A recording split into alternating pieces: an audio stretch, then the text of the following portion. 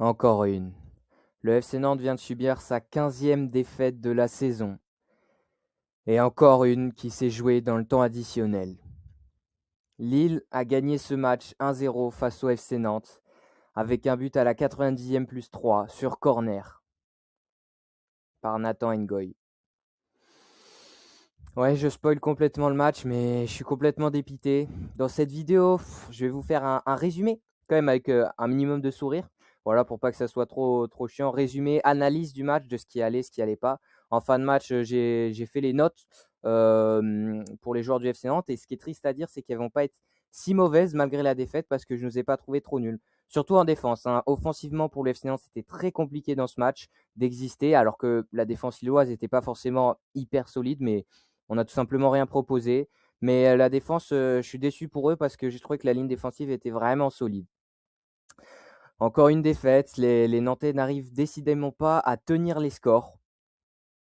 Et ça changera jamais, j'ai l'impression, hein. C'est inscrit dans l'ADN du club qu'on ne tient pas les scores. Qu'après la 80e minute de jeu, non, on peut pas garder notre résultat.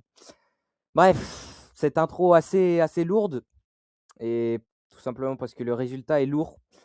On est 17e au classement, comme j'ai dit, 15e défaite de la saison. Pendant ce temps-là, Metz a perdu, heureusement, mais Auxerre a fait match nul, ce qui fait qu'ils ont un point d'avance sur nous. Le PFC a gagné, c'est-à-dire que le premier non relégable, donc le 15e, c'est Nice, qui ont 23 points, il me semble. On est à 7 points, c'est compliqué. Allez, je vous mets le résumé du match. Et on commence avec les compositions d'équipe. Alors on voit le LOSC qui revenait d'une victoire au bout du bout des prolongations, hein, face à l'Étoile Rouge de Belgrade en Coupe d'Europe, là en Ligue Europa jeudi. Donc ils ont forcément fait un petit peu tourner. Il n'y avait pas de Olivier Giroud titulaire, il n'y avait pas de Aïssa Mandi, pas de Romain Perrault, etc. Un peu tourné, mais toujours une équipe très sympa. Sans numéro 9. Et ça a été un vrai problème pour le LOSC dans cette équipe. On voit là, c'est Fernandez Pardo qui est affiché comme un numéro 9, mais dans le match, il a beaucoup dévié sur la gauche et donc c'était Félix Correa qui essayait d'aller un peu dans l'axe dans ces moments-là. Enfin, c'était un vrai problème pour les offensifs lillois de ne pas avoir de véritable 9, de point d'ancrage, comme peut l'être un Olivier Giroud par exemple. Mais donc c'est tout de même une belle formation alignée par Bruno Genesio. Côté FC Nantes, on était sur un 5-3-2, hein, plutôt qu'un 3-5-2 écrit ici. C'était bien un 5-3-2 avec Santon et Machado en latéraux, offensifs, hein, plus ou moins. Globalement, c'est la même compo que la semaine dernière, voilà. Mathis Sabline, ça c'est le point important. Mathis Sabline qui était suspendu la semaine dernière face au Havre, donc n'a pas joué. Mais là, il était de retour dans le groupe et décision forte de Ahmed Kantari qui a décidé de le mettre sur le banc alors qu'il était disponible, apte, ni blessé, ni suspendu. Grosse décision de la part du coach nantais Ahmed Kantari, ce qui montre que personne n'est intouchable et que ce sont les meilleurs qui joueront. Et honnêtement, il y avait une sorte de logique, hein. C'est l'équipe qui a gagné face au Havre, donc il n'y a pas de raison de changer une équipe qui est sur une bonne dynamique. Malheureusement, cette dynamique s'est arrêtée aujourd'hui dans encore un scénario dont j'en parlerai dans mon livre, hein, des scénarios de fin de match du FC Nantes, hein. C'est dingue qu'à chaque fois en fin de match, on n'arrive pas à tenir le score qui nous arrange. Enfin bref, voici la compo du FC Nantes qu'on va pouvoir. Alors là, c'est un petit peu flou, surtout il y avait les fumigènes en début de match, donc ça rendait l'image un peu floue. Mais voilà, on peut voir très clairement le 5-3-2 nantais très en place. Et il va faire beaucoup de mal aux Lillois, qui dans cette première période et même pendant tout le match, va avoir beaucoup de mal à se procurer des occasions. Alors Lille a quand même dominé, a eu énormément le ballon, mais on sait qu'avoir la possession ne veut pas dire gagner, ni dominer.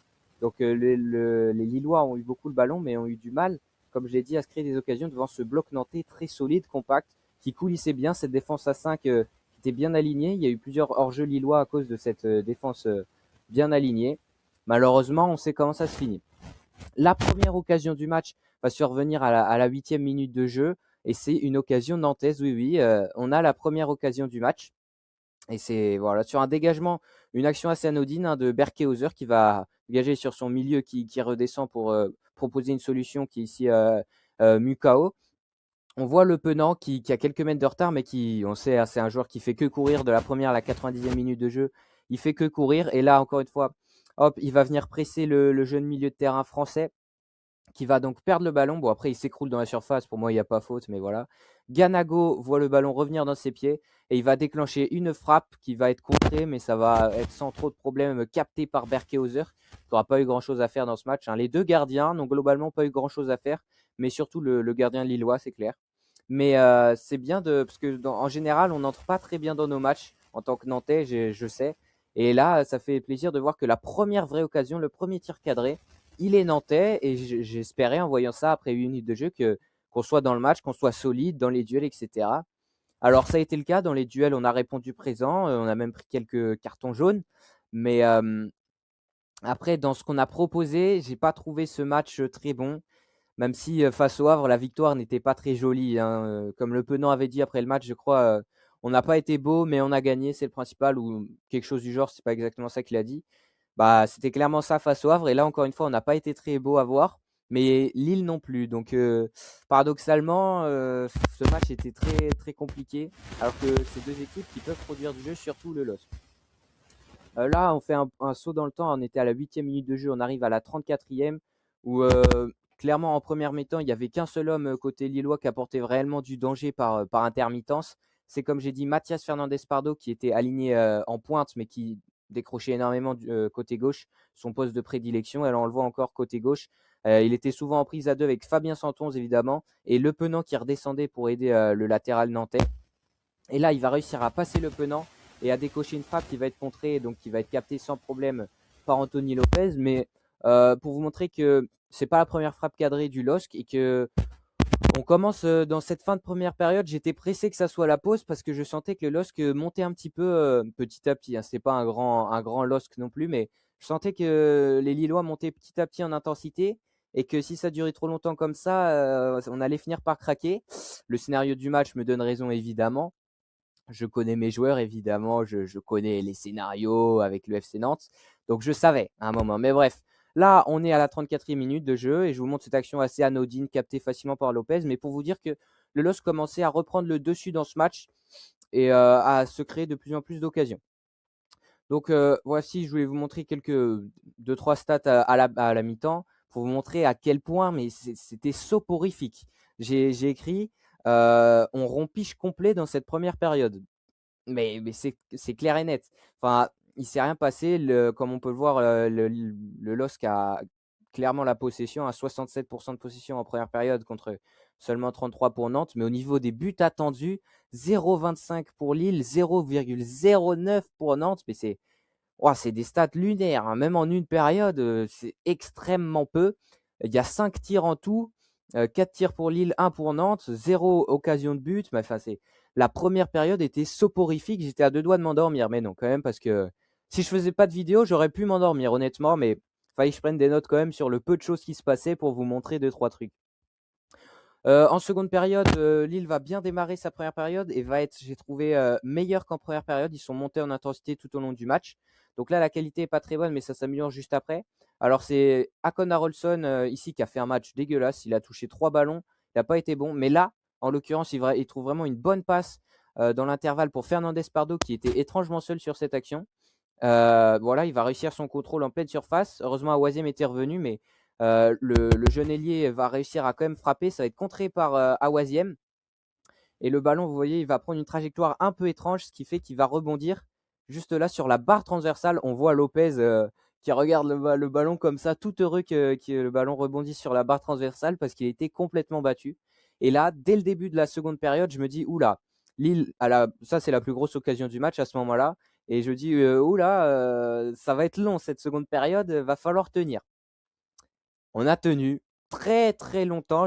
Franchement, je suis fier de mes joueurs quand même de la défense, hein, parce que les offensifs, je suis pas très fier, non. Mais les défenseurs nantais, j'ai trouvé qu'ils ont vraiment réalisé un match sérieux. Et je trouve que c'est vraiment dur pour eux de perdre ce match à la fin. Donc, il se passe tellement rien dans ce match que je vais vous montrer les changements. Donc, 62e minute de jeu, Ahmed Kantari, qui voit bien que son équipe commence à un peu trop subir, va procéder à un triple changement avec l'entrée de Tabibou à la place de Machado, l'entrée de Coquelin à la place de Leroux et l'entrée de Ablin, ouais, à la place d'El Arabi. Voilà, donc triple changement pour dynamiser. On sait que El Arabi, c'est pas le plus rapide. Mettre un joueur comme Ablin qui est très rapide, enfin très rapide, qui est beaucoup plus rapide qu'El Arabi, mais en même temps, c'est pas très dur. C'est bien pour les contres, etc. On sait que Nantes joue bas et en contre. Voilà. Tabibou, très bon joueur, il a fait une bonne rentrée. Coquelin, moyennement. Mais voilà, triple changement pour mettre du dynamisme dans ce match qu'on commençait à perdre petit à petit. Il se passe tellement rien que je vous montre que les changements dans cette seconde période, j'ai l'impression.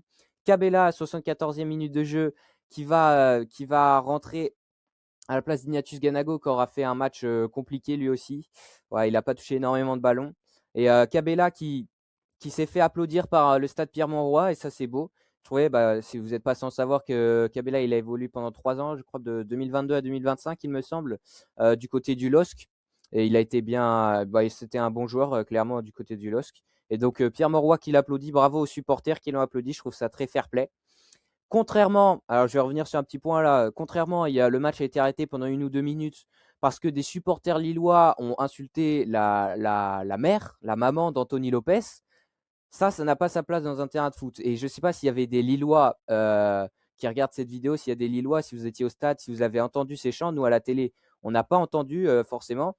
Mais de ce que disaient les commentateurs, il y a eu des chants qui insultaient la mère d'Anthony Lopez. Et ça, je trouve vraiment ça déplorable. Et je trouve que les gens qui font ça devraient être sanctionnés, devraient plus pouvoir venir au stade parce que c'est complètement, enfin, c'est pas dans l'esprit du sport et je vois pas ce que ça a à faire dans un terrain. Il peut y avoir du chambrage, hein, je veux pas que tout soit lisse, hein, du chambrage, des fautes, etc. Oui, mais s'attaquer à la mère d'un joueur, qui plus est par des supporters, enfin, ça n'a aucun sens. Et voilà, je voulais remettre dans le contexte que ça n'a rien à faire dans un terrain de foot et ceux qui ont fait ça devraient avoir honte, clairement.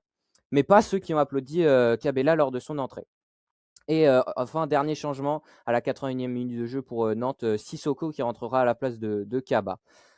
Et 90e plus 2, Nantes, et c'est ça le pire, elle a eu cette occasion. Le club, les joueurs, ils ont eu cette occasion, celle-là, une dans le temps additionnel à la 90e plus 2 pour tuer le match et repartir avec les 3 points. On l'a eu, et c'est ça qui est triste quand on connaît le résultat. On a eu l'occasion pour marquer, pour prendre les 3 points. Voilà, c'est Coquelin qui s'est projeté, qui est rentré avec pas mal d'envie, j'ai trouvé, malgré son grand âge en tant que footballeur, avec tout le respect. Mais il est rentré avec beaucoup d'envie et peut-être qu'il sera titulaire prochain match à la place d'un Leroux qui a été clairement transparent, complètement transparent dans ce match. Et donc, il va récupérer ce ballon haut sur Chancel Mbemba. On voit, il va pouvoir décaler Cabella, hein, Lille forcément qui était haut, qui voulait mettre le but, etc. Mais donc, récupération haute. Coquelin qui va pouvoir décaler Cabella, qui va se retrouver dans cette position.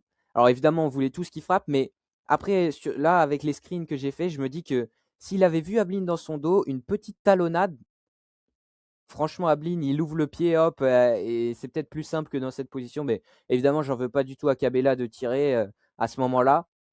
Ça, voilà, y a rien, c'est normal, c'est un joueur offensif et même je pense que tous les joueurs auraient tiré. Surtout je pense qu'il n'avait pas vu Ablin dans son dos.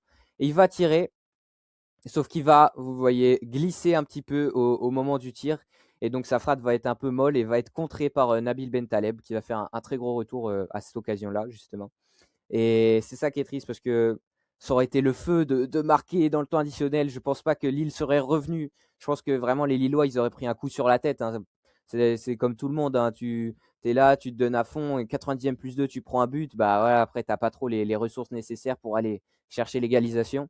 Et là, ça aurait clairement tué le match. Et en plus, ça aurait été Cabella, l'ancien Lillois, qui vient nous offrir la victoire à Pierre-Mauroy pour Nantes. Ça aurait été dingue, mais non. Parce que Cabella glisse, parce que le retour des défenseurs est très bon. Et ce qui est triste, c'est qu'à la 90e plus 4, sur un corner, voilà, corner tiré par Diaoune, je ne sais plus exactement, le jeune Lillois, en tout cas de 19 ans, il me semble. Les commentateurs ont parlé de 20 ans d'écart avec Olivier Giroud, donc je crois que c'est 19 et 39 à vérifier. Mais donc un corner assez banal qui va arriver sur Thomas Meunier. Alors on ne sait pas trop comment ça arrive dans ses pieds direct comme ça, à croire que le ballon était aimanté à ses crampons. Il va décaler très intelligemment, il faut le dire, Nathan Ngoy qui était là, qui va, hop, contrôle du gauche, l'amener du pied droit et tirer un tir à mi-hauteur entre tous les joueurs nantais. Et ça va finir, le ballon va finir ici, au fond des filets. 90e plus 3 sur un corner. But de Lille. 1-0 pour Lille et le FC ne reviendra pas. Et j'étais dépité là, je le suis encore, hein. Je tourne juste après la fin du match, je suis complètement dépité. Moi, le 0-0 à Pierre-Mauroy, ça m'allait clairement. Je pense que Ça allait à tous les supporters nantais, hein, surtout au vu du match. On n'a pas proposé énormément de choses, à part la toute dernière occasion là que je viens de vous montrer. Mais oh, le coup de massue qu'on vient de se prendre là, le 1-0 sur un corner. Et Nathan Ngoy, quelle semaine de dingue là. Si vous suivez un petit peu la Coupe d'Europe, vous savez que Lille s'est qualifié face à l'Étoile Rouge de Belgrade jeudi. Ils sont passés donc en huitième de finale d'Europa League. Au passage, ils ont tiré Aston Villa, donc bonne chance à eux. Mais c'est pas le sujet. Et ceux qui l'ont, le joueur qui a qualifié les Dogs, c'était en prolongation, donc jeudi, Nathan Ngoy, pareil, qui a marqué le but pour qualifier Lille. Et là, c'est encore lui. Donc quelle semaine pour le jeune Belge, il me semble, pour le jeune Belge.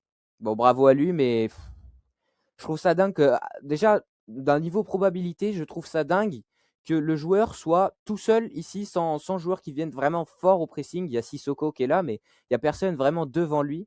Et je trouve ça dingue que parmi toute cette forêt de joueurs en jaune et vert, le ballon passe quand même. Anthony Lopez, je ne peux pas lui en vouloir, il est complètement masqué, il ne voit pas le départ du ballon. Voilà, tir à mi-hauteur, bah, il ne bouge pas, hein, il est sur ses appuis, il ne voit pas du tout le ballon partir. Lui, je n'en veux pas, mais qu'aucun joueur n'arrive à contrer le ballon. Vous voyez, 1, 2, 3, 4, 5, 6, 7, 8. Il y avait 8 joueurs de champ à peu près dans l'angle de la frappe. Il y en a au moins 4, 5 dans l'angle de la frappe. Et elle passe quand même au milieu de tous ces joueurs et je trouve ça dingue. Mais ce que je trouve dingue surtout, c'est la non-capacité, l'incapacité des joueurs nantais à tenir le résultat en fin de match. C'est arrivé je ne sais pas combien de fois cette saison et c'est pas nouveau, c'est pas que de cette saison, les saisons d'avant également. Nantes n'arrive pas à tenir son score, que ça soit une victoire, un bon match nul, quelque chose. On n'arrive jamais et c'est souvent dans les 10-15 dernières minutes, passé la 80e minute de jeu, qu'on encaisse un but. Vraiment, c'est horrible, mais j'ai l'impression que les joueurs, au bout d'un moment, ils déconnectent. Ils n'arrivent pas à rester concentrés pendant toutes les minutes du match. Et je vois que ça, que c'est pas possible. Ok, ils sont fatigués, la concentration c'est plus dur d'être lucide, mais tu peux pas à chaque fois que tu mènes, que tu tiens un match nul, prendre un but dans le temps additionnel avec la 80e minute de jeu passée. Parce que c'est tout le temps ça, Nantes. Et cette saison, c'est pareil. Je pense qu'on est une des pires équipes après le. Enfin, je pense qu'on est une des équipes qui a encaissé le plus de buts à partir de la 80e minute de jeu sur les dernières saisons. Là, la stat doit être assez affolante. Je ne l'ai pas. Si certains l'ont, bah, bravo de l'avoir dégoté, mais n'hésitez pas à la mettre en commentaire. Mais je suis complètement dégoûté. Le momentum du match, bon, bah, il n'y a pas grand-chose à dire, mais en fait, c'est assez. Bah, c'est pas vraiment, c'est pas vraiment évocateur du match parce que là, les pics, en soi, Lille n'a pas proposé grand-chose et je n'ai vraiment pas trouvé les Dogs bons dans ce match. Je trouve que le match nul aurait été plus mérité. On peut le voir au niveau des stats, hein, 72% de possession, ça s'est encore accentué en seconde période. Hein. Mais comme vous pouvez le voir, 0,51 buts attendus pour Lille, 0,21 pour Nantes, bref. Mais 0,51 pour Lille. Genre, au cumulé des deux équipes, il n'y a même pas eu un but attendu. Et au final, il y a quand même un 0 pour Lille. On sait qu'il n'y a pas besoin de 1 XG pour qu'il y ait un but, mais ça dégoûte, quoi. Dans le temps additionnel, si on descend à cause des buts dans le temps additionnel, ça va vraiment pas le faire. On voit, il n'y a aucune occasion de but. Il y a 3 tirs cadrés pour Lille, 1 pour Nantes. C'était vraiment un match. C'était un match rompiche. Hein, vraiment, à deux doigts de mettre en titre de la vidéo, rompiche. Mais vu qu'on perd, bah, je vais pas mettre ça. Mais s'il y avait eu match nul, peut-être j'aurais mis ça. Mais c'est tellement écœurant de prendre un but comme ça. Enfin, bref, on va pouvoir passer aux notes que j'ai attribuées aujourd'hui FC Nantes. Et le pire, c'est qu'elles sont pas si mauvaises que ça parce que je ne nous ai pas trouvé nuls. Bah allez, on y va.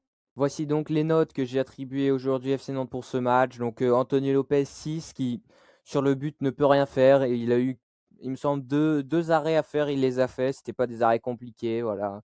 Encore une fois, les dégagements au pied, des fois, ils étaient un peu. Bon, ils ont fini 2-3 fois en touche directement. Mais bon, aussi, je peux pas trop lui en vouloir sur le but. La charnière à 3. Alors pour moi, même si je vois beaucoup de gens en fait se plaindre du fait que Tati ne joue pas, oui, on a refusé des offres de 30 millions cet hiver et il joue pas, nanani, nanana. Oui, moi aussi je trouve qu'il devrait jouer plus, qu'il devrait au moins rentrer en cours de match vers la 70e, voilà, histoire de jouer quoi, parce qu'on l'a pas gardé pour qu'il joue pas du tout. Mais d'un autre côté, je trouve que c'est un peu exagéré et que les gens se plaignent parce que la charnière à 3, Koza, Youssif, Awaziem, je la trouve vraiment solide et je pense que c'est les meilleurs défenseurs centraux qu'on pourrait aligner actuellement. Mais c'est vrai que j'aimerais voir Tati rentrer un peu plus. Mais donc, cette défense qui, encore une fois, était solide, hein, Koza 6,5, Youssif 6,5 également. Awaziem 6, qui d'habitude, je trouve, c'est clairement le meilleur des trois. Awaziem, depuis le début de saison, pour moi, c'est le meilleur défenseur. Mais dans ce match, il a été un peu moins bon que ses deux compères, mais il a été quand même bon. Les latéraux qui n'ont pas fait un grand match. Machado, qui a eu une ou deux bonnes interventions, mais sinon, il a perdu pas mal de ballons. C'est pour ça que je le mets 5. Il sort assez tôt. Donc voilà. 111, 5,5. Un peu mieux que Machado. Il a réussi à tenir quand même pas mal sur Mathias Fernandez Pardo, qui, on sait, n'est pas le client le plus facile à avoir. Mais ouais, c'est pas son plus grand match, hein. C'était pas le Fabien Santonce Ballon d'Or qui marque à tous les matchs cette fois-ci. Kaba 6. J'ai hésité avec 5,5 parce qu'il prend un jaune un peu bête, mais bon, dans l'ensemble, il fait un match acceptable, donc je lui ai mis 6.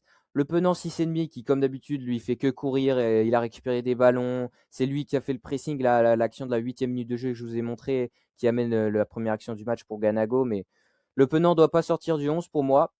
Celui qui doit sortir du 11 dans ce milieu, c'est peut-être Louis Leroux. Alors malheureusement, ça me fait mal de dire ça. C'est peut-être un de mes joueurs préférés de cette équipe nantaise, Louis Leroux. Mais alors face au Havre, ça allait, même si je trouvais que c'était encore une fois le moins bon du milieu à 3. Mais là, c'est clairement, il a été transparent. Il a joué 60 minutes. Quand il est sorti, j'avais oublié qu'il était sur le terrain. Et l'entrée de Coquelin, j'ai trouvé qu'il a été Coquelin un peu meilleur. Comme on peut le voir, je lui ai mis 5,5 à Coquelin. Bon, c'est pas beaucoup plus, mais c'est quand même un peu plus.